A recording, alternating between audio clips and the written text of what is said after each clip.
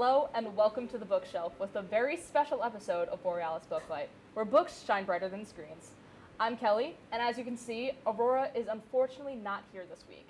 So I'm holding down the fort here, but I am not alone. Everyone, please welcome the boys of Be Kind and Rewind, Owen and Blake. What's up, everybody? Hello. Now, before we get into the nitty-gritty, you guys ready to say this with me? Yep. Yes. Spoiler alert! There may be some spoilers in the books and movies we discuss, so if you haven't read it, you can come back to the video on our YouTube anytime you like. But if you don't mind the spoilers, then keep on watching. This episode will most likely have some spoilers, since we will be talking about books and movies. Now, without further ado, let's start with the Constellation conversation. So, Blake and Owen, you guys are into movies, but what are your favorite books to read? I think you should start with Yeah. that. You can start. I really like mysteries, actually. Heather Gudenkauf was an author that I've really been getting into over the past year or so. Yeah, I'm currently reading, what's it called? I don't know. Man, it's been a long time, you know. I can't really read recreationally over like school, so I usually read over breaks. But yeah, I've been really getting into that. I've also spent a lot more than I should have on like classic monster stories. Okay. Yeah. Right, I like it. I got like $60 worth of those. Yeah. Yeah. That's not as bad as my friend. She spent, I think, $180 at one Barnes & Noble trip. Wow. Yeah. Wow. Okay. For me, I really enjoy science fiction as well as also mystery and like really classic horror, so like Frankenstein and Dracula, and then also like somewhat more modern horror like Stephen King is my absolute jam. Director says me too. Yes, that's correct. I also not recently, this was like last semester, spent like $80 at a Barnes & Noble haul on some special editions of books, some that I already owned, and then also just like combinations of stories of like Edgar Allan Poe. Yeah. Yeah. Right. So you guys talk a lot about movies on your show, and it Yes, might we be do. one of your talking points or whatever. Maybe. But are there any movie franchises inspired by books that you guys enjoy? Well, I wouldn't we did do Harry Potter, and I think that's a favorite for both of us. Oh yeah. And then I've cut you off, my bad. But yeah, I wouldn't say it's exactly a franchise. I don't think I've seen a really terrible Stephen King adaptation. A lot of them came out in the 70s, 80s. I really like all of them, honestly. Unless they're like trying to be bad. Like we don't talk about Maximum Overdrive. No, we don't talk Absolutely, about it. we do not talk We about shouldn't. the one movie Stephen King directed. And then he never did it again. And he never did it again. For good reason. Yes. We don't. Yes, for good reason. Yeah, Yeah. I agree. I also. All right. Yeah. Now, we have a lot more to talk about, but we're going to take a quick break. Stay tuned for the Booklight review, story style, and much more.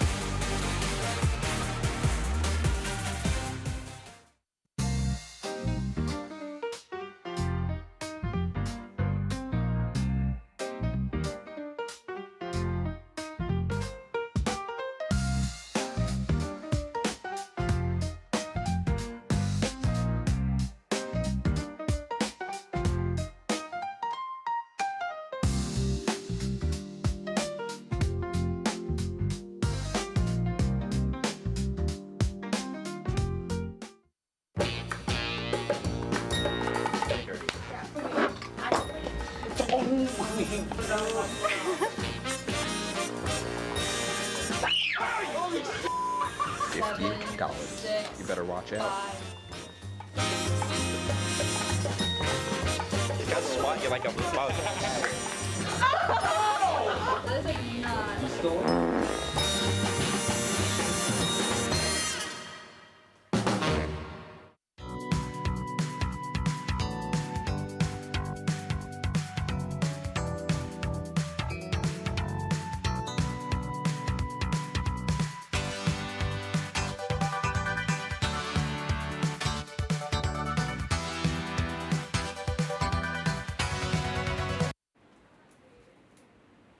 Welcome back to the shelf. This segment is called Booklight Review, where we usually talk about genres and books, but there is one major franchise that has been on my mind, and I think you guys might know it. Have you guys ever heard of the series The Hunger Games? Yes, we have. Yeah, I have. I would say that I have. So now, this is a huge franchise, as we all know, but let's start with the beginning. The first Hunger Games book came out in 2008, followed by the movie in 2012. This is where we meet Katniss Everdeen, Peter Millark, Hamish Abernathy, and so many more. Blake and Owen, from a movie standpoint, what are your thoughts on the first Hunger Games? I would have to say, I really liked it. I think that the world building was fantastic for everything that they put in.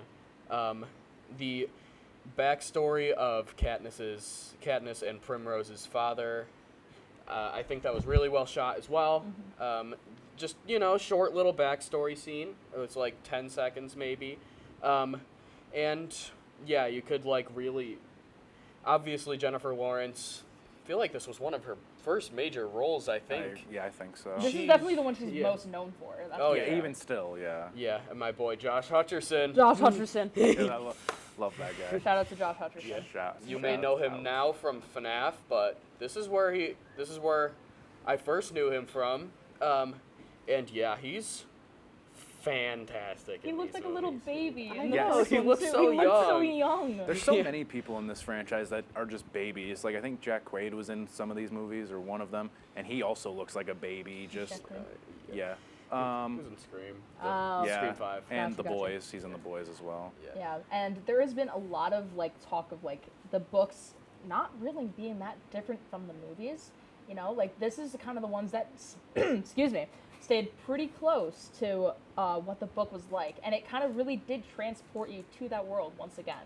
Because there is a lot of movies that will just be like, oh, cool, we'll inspire this book. Yes. Anyways. Yeah, Yeah. that is one of the things even as a guy who mainly watches movies, I don't read as much, but when you hear sometimes how much they take out of the books, and it's just they leave out, pardon me. Yeah, it's just why are shocking. you even making it at that point? I don't But know. I think Hunger Games sets it up in a way that it is such a perfect movie. You know, Yes. it is such a good storyline for a movie. There's some of these books that are adapted that just really you can't make into a movie. Yeah. But I at the agree. same time, when they try, they completely abandon the book and just go into a whole different world. Exactly. Sometimes, yeah, it does feel like that a bit. Yeah. But for Hunger Games, like you said, it feels like the book really sets up a lot of the stuff that they would want as, in the movie, pretty much. Yeah. Yeah. Yeah, I agree with both of you. I think this is by far one of the best of keeping and translating that book onto screen. Definitely. And I think more movies should do that, in fact. Shout out to all the directors out there. Shout Pay out. attention to us. If you're gonna, So now, if you're gonna go off of a book, Do it well. don't make up do your it own well. stuff. Don't make up your own stuff. Yeah. So now, the first book lays the foundation and sets up the rest of the story. But there is one moment in specific that really takes the cake. The nightlock scene of the berries being so significant. Mm-hmm. I think that's what really triggers kind of the rest of what happens. Because in the rest of the Hunger Games, the other 73 before this, there had never been two winners. But this kind of sets the foundation. But going into the second book, Catching Fire, was released a year later in 2009, with the movie following in 2013. This is where things start to heat up, no pun intended, in both the Capitol Revolution, and sees President Snow trying to grapple with running what is called the Quarter Quell, which happens every 25 years of the Hunger Game. This quarter quell brings Katniss and Peeta back into the arena alongside Finnick Odair, Johanna Mason, and other former winners of the Hunger Games. So, boys, what are your thoughts on the second movie and how it compares to the book? Again, great visually. I think Absolutely. that's where I think this franchise really shines, is a lot of the visuals. Absolutely. Especially in all the arenas. I love how they're all different. And just, I know we'll get into the trailer for the new one later, but that arena looked amazing. We will Yeah. talk later about the trailer We for will. the new one, but But yeah. even the arena being set up like a clock too. know. It was like counting down the time that they had left because all of them are winners, you know, and these winners are on a time clock from like when they win the games versus when they're no longer really in the spotlight. Yeah. But something we do see a lot of is Finnick Odair and all of those characters kind of being used like to be put up on pedestals by the Capitol. And like the difference in like how it's being shown in movies versus how it's written in books, I feel like it's much more graphic in books than it is in movies because, you know, you gotta keep it safe for the kids. Yeah. But Obviously. Pretty sure they're mostly PG-13, so you can't really show that Mostly. much. But Yeah. there is moments of Johanna being pissed off at the games and just Oh. being royally upset about everything. But there's also moments of you see bonding happening between all of those former winners because they all have been through one of these games before or multiple. So I just want to know, like, what do you guys really think, like, this story of unity and kind of setting up, like, that there's one side versus another? I think that this franchise does that very well. I think for the allegory of sort of government versus like civilians, I think. Allegory is a big word, look it up. Oh yeah, bringing out we the know dictionary today. We but know yeah. some big words. Yeah, We know some big words. We're a little smart over here. But yeah, like I was saying, I think when it comes to that, allegory, I think that this is one of the first things that comes to mind for me. Yeah. Just because, I know, like you said, like in the last movie, that moment captured, like, what the rest of this franchise was going to be. Mm-hmm. And I think that Catching Fire really introduces, like, it really kicks off that plot line Yeah, like for the rest of the franchise. Gets, For sure. gets the rest of it going, absolutely. Yeah. Yeah. Because there's moments of all of them having those gold wristbands or something of like a gold memorabilia of like Katniss having her Mockingjay pin that she brought into the arena in the first games is brought back in the second games. But there is also kind of that counterbalance from the Capitol because they kill Senna right in front of Katniss, right as she's about to go into the games, which I think is one of the craziest reactions I've ever seen from an actress in my life. Oh, yeah. Jennifer Absolutely. Lawrence's reaction to that was just spot on for what was going on at the time and what was happening in Katniss's brain. Because it really captured like, oh my goodness, this is actually happening and this is real. Like, yeah, this is serious now. Like, Yeah, exactly. It's insane. especially with such a big character in the first movie Yeah. and a big character in the Hunger Games portion of Katniss's life. Like, he's basically like one of her biggest mentors Yeah. Yeah. to start off with, and to have that happen right in front of her, I think Jennifer Lawrence kills it in Oh, that I- scene. Absolutely. Absolutely. Yeah. Absolutely. And moving on into later scenes where we see Finnick Odair with Maggie, I think is her name, that older woman that was Yeah. brought back into the games. They're kind of companions as well. And then she gets left behind in the poison gas. And Yeah. he is just destroyed after that.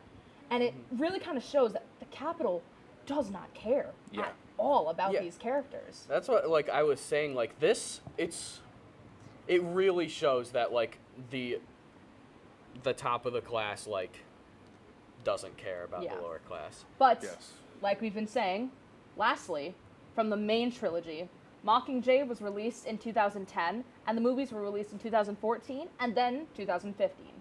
In this series finale, the revolution has completely erupted and taken over the districts and the capital.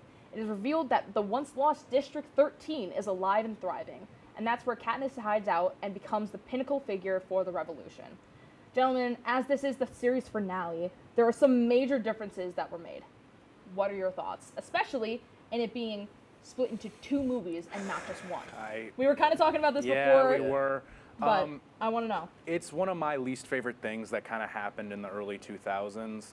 That was first with Harry Potter when they split Deathly Hallows into 2 parts. Then it was this, and Maze Runner, I believe, or the last movies are split into 2 parts. I personally just find it unnecessary. Yeah. That's just my opinion. I think most fans would prefer just one longer movie. I don't know, maybe I'm wrong. I don't know. And what do you think with that? I mean, yeah, I would say that too. I think it was kind of pointless to do a 2-movie thing, especially when, for like this book in particular, I don't think it needed to be split up into 2 movies. Like, it also kind of like cut the adrenaline in half. You're like, wait, yes, that's the end of the first one? Yeah. What's going to happen in the second one now? It's unfortunately just it's a thing that Hollywood does, kind of, just where they're like, yeah.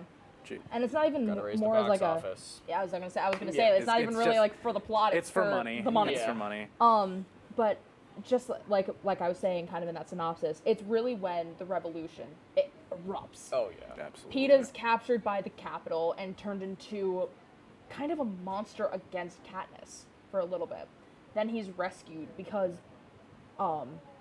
he is Katniss's love interest after this entire first games where they were kind of forced to be. The second games, they're the only 2 that really know each other and have a connection.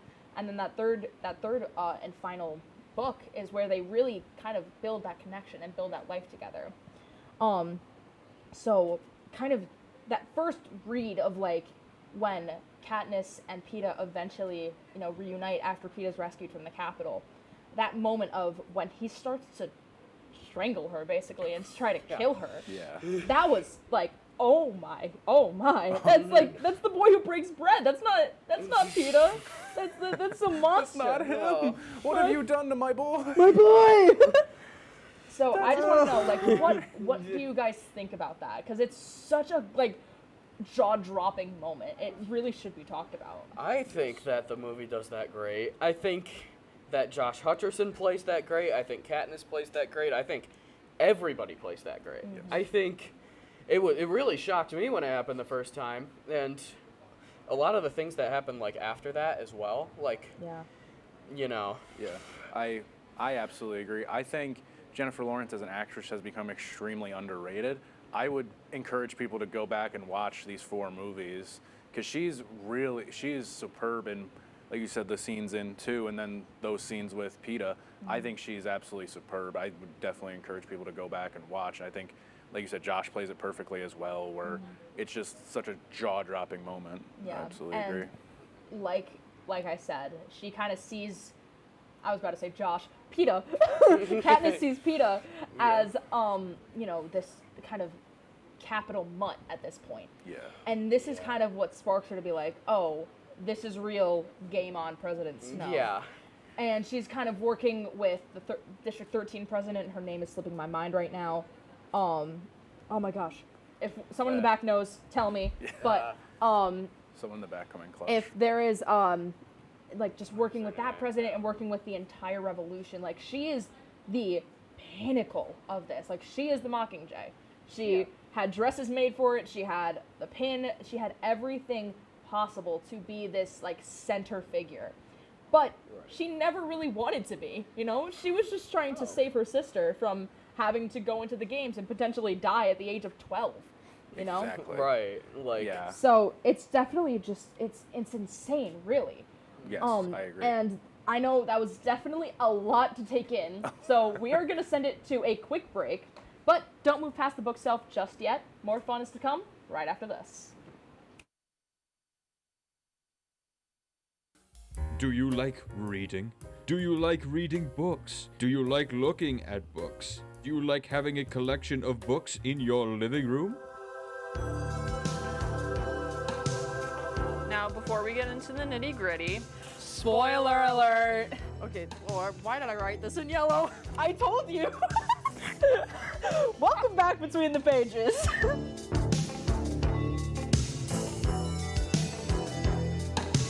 Good evening and welcome to Jeopardy! I am your host, Joe.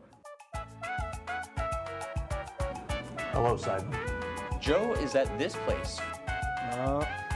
Not I'm very concerned to see what Piper's answer is here. Sorry, it's a 98-page rule book. You guys are stumped still? Joe, I'm gonna sound like a little snob here. It was not founded by Ray Kroc.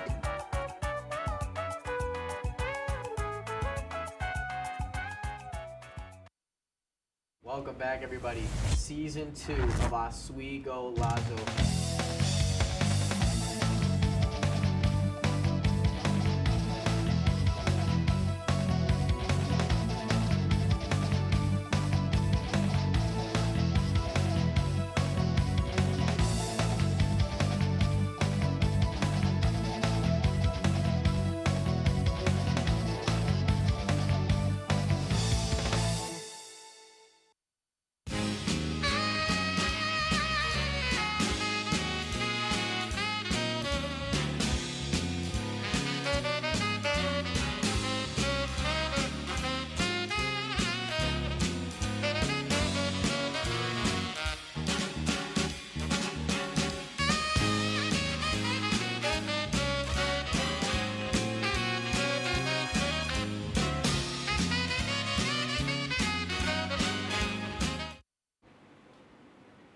Welcome back Between the Pages.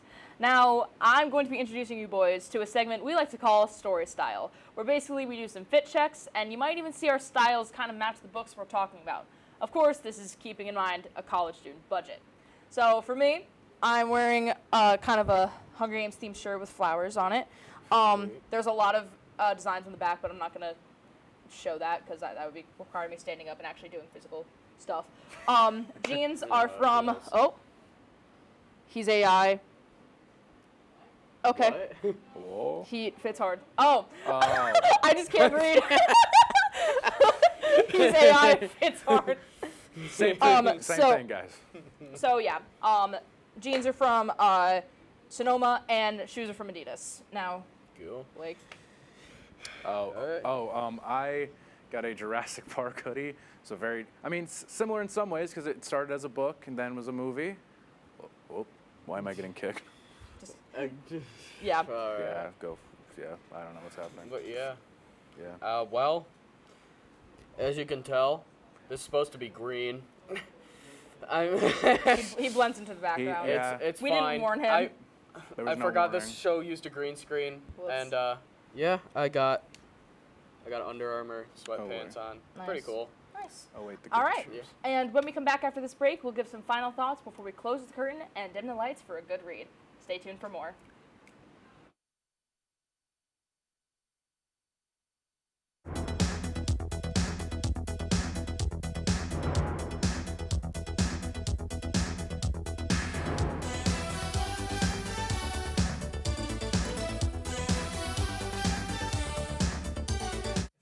We had someone who could tell us what we should and shouldn't watch.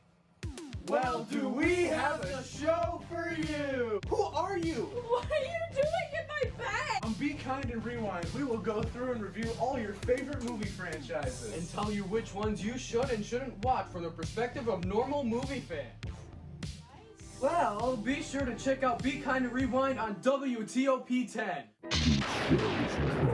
Go home, that's 3 hours from now! Maybe that's the best thing you can do. But after he gets possessed,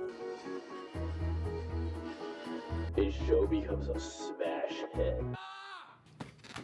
Now he's got the greenest show on WTOP 10. A lot of green going on tonight. We'll be holding on forever. Don't miss the limited run of those great people being If you like action, romance, if you're watching this, and highbrow humor, surface is this. Floor. Minch did not legitimately put his head in the toilet. there's only one place to turn. No! Tune in to new episodes of Oh boy! only on WTOP.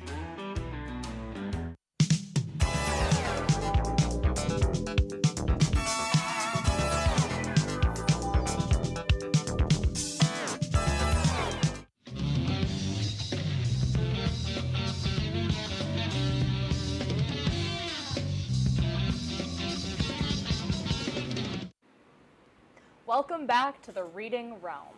So this is our last segment we like to call the last page turn, where we give some final thoughts on this episode, and we'll be talking about something that has been requested by the spirit of Aurora.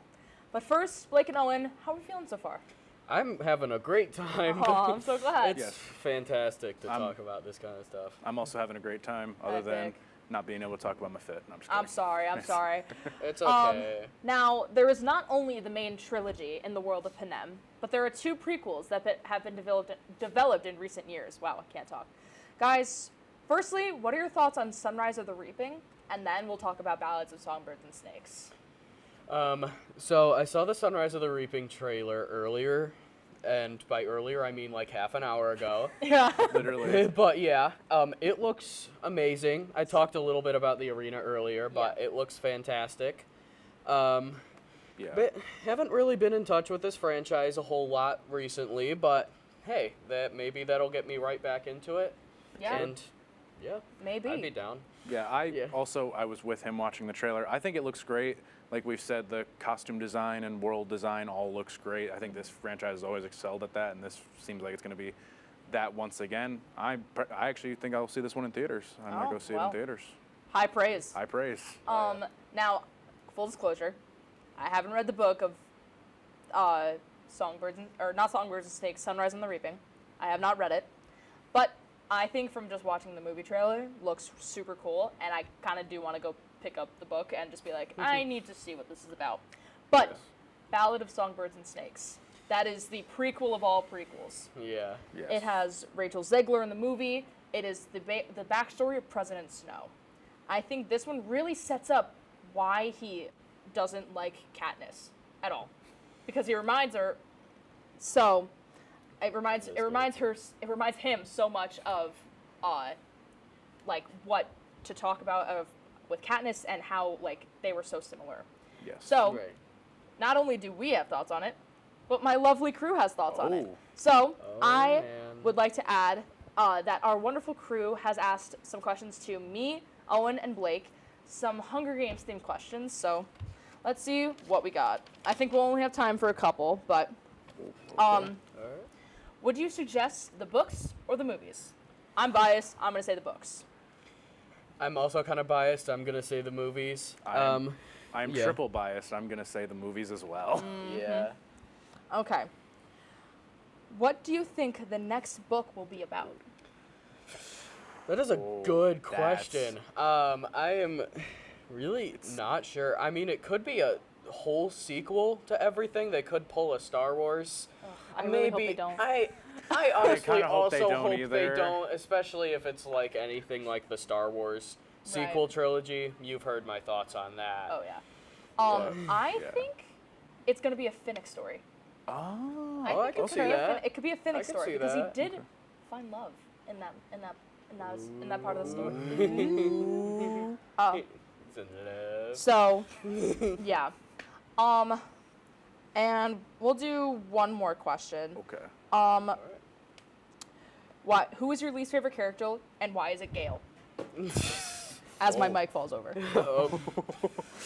The mic hates Gale so much that they wanted to get away. Rebelled against Gale. It rebelled. Yeah, I don't think anyone likes Gale, which really helps that their actor portrayed Gale so well. Here's the paper. Thank you, I appreciate it. Well, yes, I mean, you got to give the actor some props that they portrayed a bad character so well. No, although this episode is ending, we shall be back very soon with our final regular season episode. Don't forget to tune back in a couple of weeks for an episode all about sports, and maybe yet another collab. So, actually, we have time for one more question. Surprise final question. Surprise final question. All right, let's see. How do you feel about Ellie Fanning as Effie? Honestly, it could be good. I mean, could be bad. I haven't really seen a whole lot with Ellie Fanning in it, honestly, if I'm going to be really honest, but she's decent. So I think she'll do well. That's my opinion. There we go. Now, that's the end of our show. So wherever you are, get comfy, dim the lights, get your book light, and let yourself be taken away to the story world of a good book. Have a good night, everyone.